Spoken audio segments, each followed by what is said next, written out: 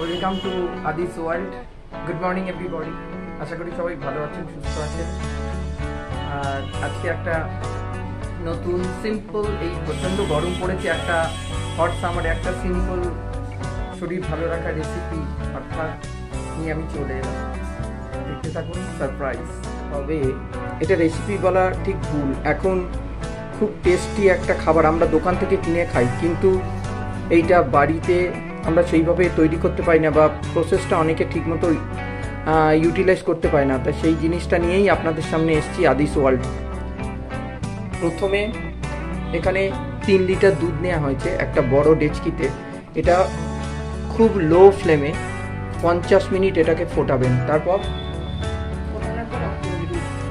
ফোটানোর পর এটাকে আপনি অফ করে দেবেন, দিয়ে ওই বন্ধ করা অবস্থায় 6 মিনিট রেখে দেবেন। তারপর এটা দই পাতবেন, আর মাঝে মাঝে এটা যখন লো ফ্লেমে করবেন তখন মাঝে মাঝে কন্টিনিউয়াস এটাকে কি করবেন, নাড়াচাড়া করবেন, তাই তো। এবার দই পাতার প্রথম প্রসিডিওরটা বললাম, এবার আমরা কিভাবে পাতবো সেটা আপনাদের দেখাবো। দই কিভাবে তৈরি করতে হয় তার প্রিপারেশন দেখুন।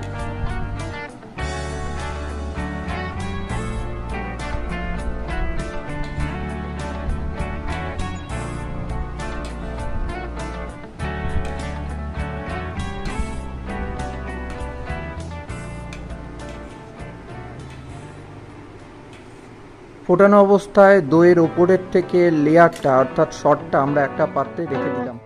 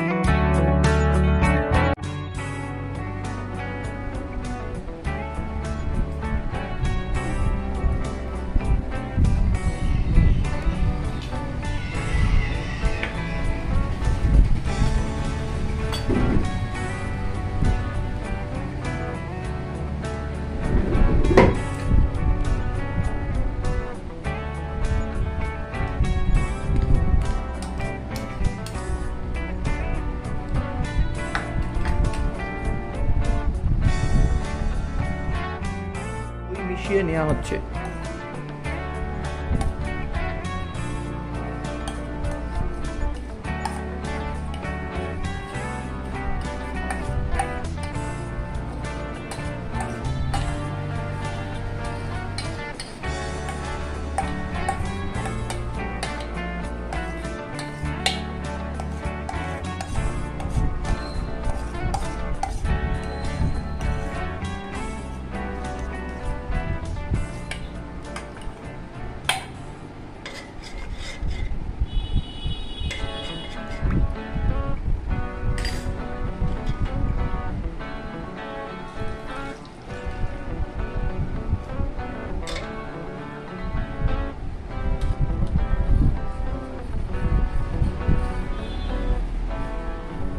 দইটাকে এমনভাবে পাতলা করে নিলাম। এবার তার মধ্যে পুরো ফোটানো দুধটাকে ঢেলে দিলাম।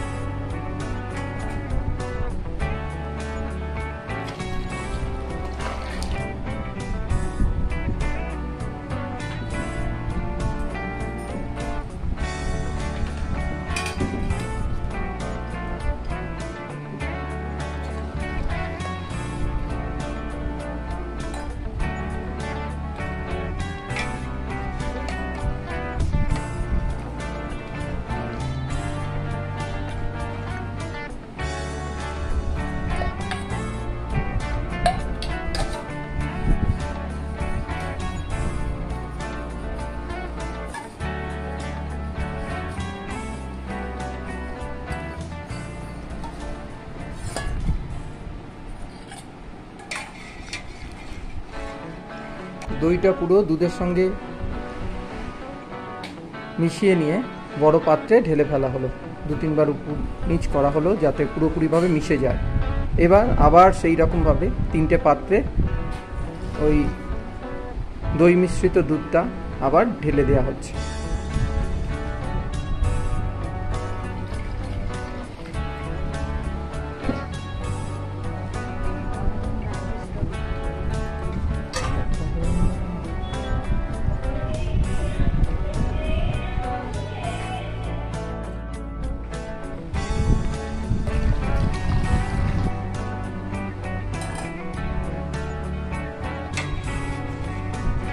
দু তিনবার ঢালা উপর করার পর এটা ভালো করে বড় একটা হাতা দিয়ে ভালো করে এটা নেড়ে নেওয়া হচ্ছে।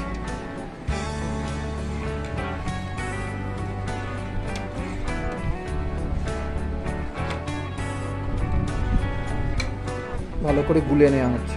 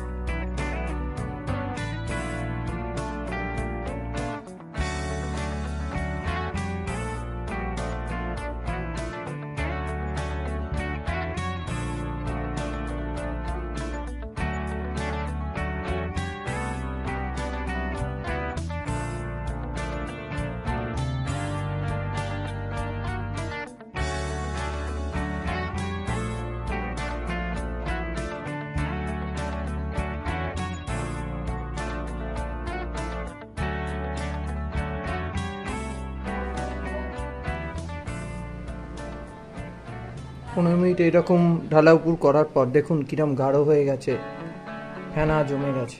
এই অবস্থায় আমরা কতক্ষণ রাখতে